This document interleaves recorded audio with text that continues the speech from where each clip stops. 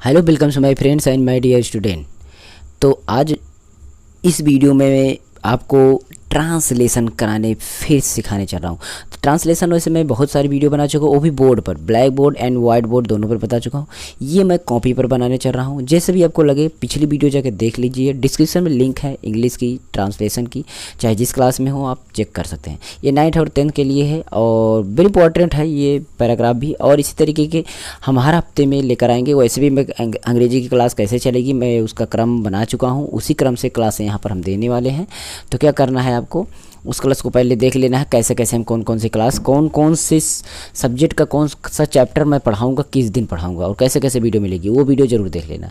Okay, तो उसको देख लेना। तो यहाँ पर चलते हैं, हम इसको स्टार्ट करते हैं। देखिए, ट्रांसलेशन करने से पहले अगर आप अच्छी तरीके से ग्रामर सीख लेते हैं तो बहुत अच्छी बात है। अगर आप नहीं सीखे हैं तो वैसे ही आप प्रैक्टिस करना चाहते हैं तो उसके लिए आप थोड़ा सा क्या करिए, मीनिंग को सुधार कर लीजिए। मीनिंग को आप ज़रूर याद करिए, बिना मीनिंग के तो आप कर ही नहीं सकते, ये भी बात है। तो मीनिंग ज़रूर आप कर लीजिए। इसके बाद अगला जो प्रोसेस है आपको क्या करना है कि तो मीनिंग को आप सुधार कर लेंगे और जो कुछ भी और रूल हैं तो आपको पढ़ाएंगे। वैसे भी मैं पहले भी वीडियो बहुत सारे डाल चुका हूँ ग्रामर में, ठीक है। इसको स्टार्ट करते हैं। देखिए, थोड़ा सा ट्रिक ये है, ट्रांसलेशन करते समय जो सेंटेंस होता है ना, जो सेंटेंस होता है क्या करना है, उसको आप बैक टू बैक आएंगे। जैसे मैं बोलता हूँ, अगर आपका एक सेंटेंस है, देखिए यहाँ पर है एक सेंटेंस मैं लेता हूँ, जैसे वह राम है, मैं इस तरीके से अगर बता रहा हूँ तो क्या करेंगे, पहले इसको लिखेंगे और बाद फिर इसको लिखेंगे, फिर इसको, मतलब पहले आगे वाले को इस तरीके से, फिर बैक टू बैक आपको आना है, फिर बैक टू बैक आपको आना है। यही तरीका आपको अपनाना है। इसमें भी वही तरीका हम अपनाएंगे, ठीक है। तो देखते जाइएगा। सबसे पहले है कि रामपाल एक क्रूर एवं क्रूर अभिमानी नवयुवक है। क्या, क्रूर एवं क्रूर, सॉरी भूल गए, क्रूर एवं अभिमानी नवयुवक है, ये होना चाहिए, ठीक है। यहाँ पर एक बार फिर से क्रूर भूल से, रामपाल एक क्रूर एवं अभिमानी नवयुवक है। तो पहले तो रामपाल के बारे में बात की गई है तो इसको आप लिखेंगे ही, पता ही है आपको, ये तो आपको लिखना ही पड़ेगा। उसके बाद हम देखेंगे है, पीछे है क्या, नवयुवक, नवयुवक। अब इस नवयुवक को कुछ ना कुछ तो बताया गया है। क्या बताया गया है, अभिमानी बताया गया है। और क्या बताया गया है, अभिमानी के साथ साथ क्रूर बताया गया है। और क्रूर क्या है, कैसे है, तो क्रूर बताया गया, एक क्रूर। तो यहाँ से ये पूरा का पूरा ये जो सेंटेंस है ना, ये पूरा आपका एक ही सेंटेंस है और इस तरीके से ये बैक टू बैक मैं होते चला आऊँगा। इसी तरीके से करना है। चलिए देखिए, अब रामपाल का मैं लिखूँगा क्या, रामपाल,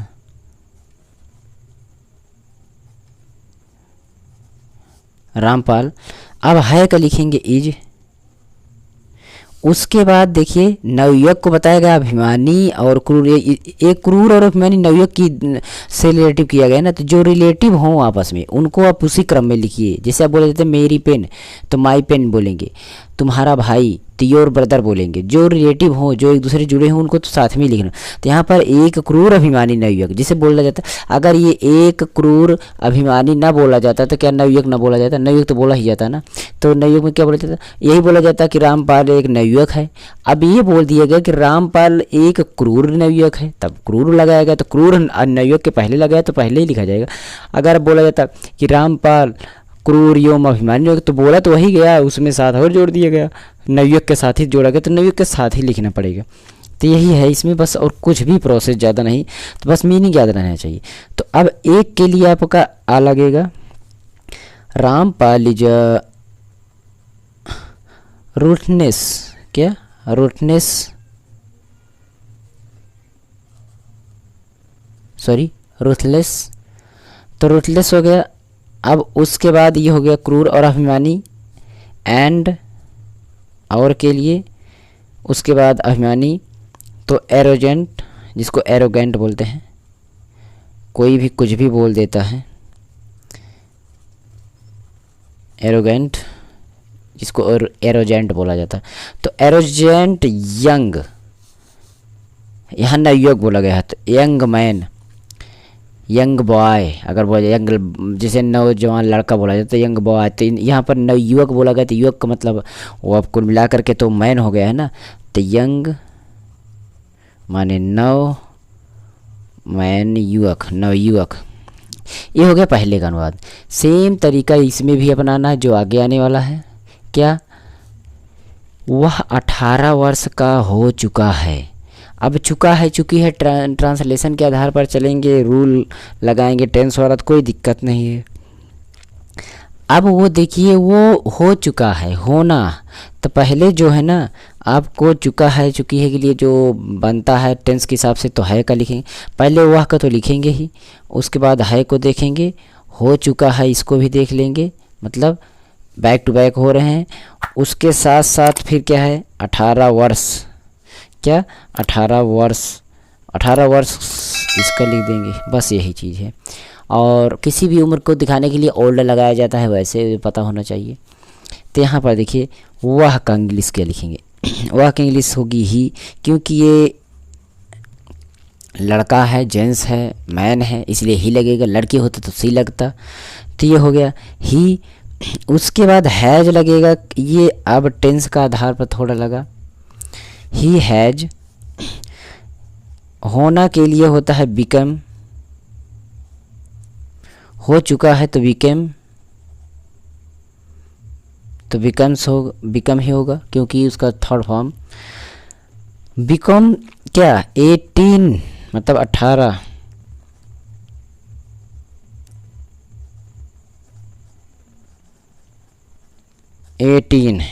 क्या? वर्ष, ईयर्स, 18 ईयर्स ओल्ड लगाया जाता है किसी की उम्र को बताने के लिए कि इतना पुराना हो चुका है, इतना वो हो गया है, ओल्ड लगाया जाता है। वह अब तक हाई स्कूल की परीक्षा नहीं पास कर पाया। वह अब तक, तो हम सबसे पहले वह की इंग्लिश तो लिखेंगे, आपको पता ही है। उसके बाद आपको नहीं कर सका, नहीं कर, देखिए यहाँ पर नहीं कर पाया का मतलब नहीं कर सका अर्थ नहीं कर रहा है। देखिए अभी पास नहीं कर सका है, सका है नहीं कर रहा है, पाया है, भाव में, अंग्रेजी भाव में ही लगाई जा सकती है इसका ट्रांसलेशन। तो यहाँ पर सका, तो पहले हम इसका अनुवाद करेंगे पीछे से। उसके साथ साथ हम लौटते हुए आएंगे, क्या? नहीं बोला गया है, इसको हम लिखेंगे पास करना। ठीक है, पास करना का हो गया क्या? हाई स्कूल की परीक्षा। तो हाई स्कूल की परीक्षा को एक साथ ही लिखेंगे, जैसे भी बनता है उस तरीके से। कैसे लिखा जाएगा? देखिए, पहले हो गया ही, सका के लिए हो गया ही कुड नॉट। अब ये सका के लिए नहीं है, पाया के लिए है, सका के लिए, दोनों के लिए है। ही कुड नॉट नहीं के लिए लग गया। अब हमें क्रिया ढूंढना पड़ेगा, तो क्रिया हो गया पास। हाई स्कूल, हाई स्कूल, ठीक, हाई स्कूल। एग्ज़ाम आप यहीं लिख सकते हैं या यहाँ पर लिख सकते हैं, या the exam of high school, इस तरीके से भी लिख सकते हैं, बात एक ही है। अब अगला बन रहा है आपका, अधिकांश लोग उसे नापसंद करते थे। अधिकांश लोग मतलब इसका पहले ये तो करता है, इसी को रखेंगे। उसके बाद पसंद नापसंद करना का लिखेंगे, और उसके बाद किसे उसे, ये पीछे से पहला जो करता है उसको लिखे, बैक टू बैक होते चले जाइए। ठीक, वही प्रोसेस है, ज़्यादा कोई। तो अधिकांश लोग मतलब मोस्ट ऑफ द पीपल, लोगों में से कुछ लोग। देखिए अब अधिकांश लोगों का कोई अंग्रेजी तो नहीं होती है, लेकिन अब अधिकांश लोग इसलिए बोला गया क्योंकि वो कुछ लोगों में तुलना की गई ना, तो वही है। तो most of the people, most of the people, most of the people. नापसंद का होता है डिसलाइक,